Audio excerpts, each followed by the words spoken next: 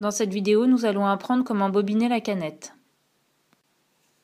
Tout d'abord, tirez sur le porte-bobine pour le faire sortir et mettez une bobine de fil. Tout en maintenant le fil de la bobine de la main droite, faites passer le fil dans la rainure du guide-fil en le dirigeant vers vous.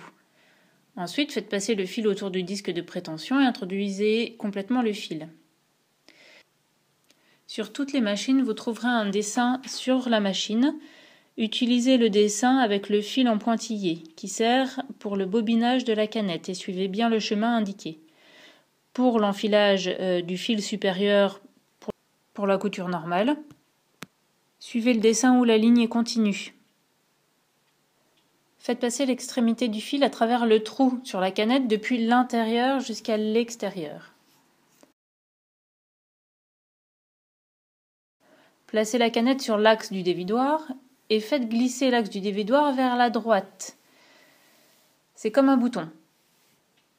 Veillez à tirer 7 à 10 cm de fil depuis le trou de la canette. Tout en tenant l'extrémité du fil qui dépasse, appuyez légèrement sur la pédale pour enrouler le fil de quelques tours autour de la canette, puis arrêtez la machine. Coupez le surplus de fil au-dessus de la canette, laissez environ 1 cm, et appuyez sur la pédale pour faire démarrer la machine.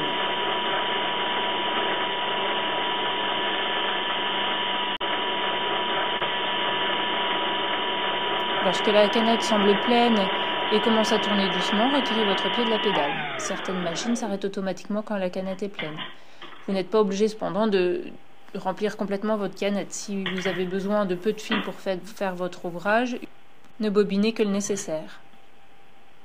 Une fois terminé, coupez le fil, faites glisser l'axe du dévidoir vers la gauche et enlevez la canette.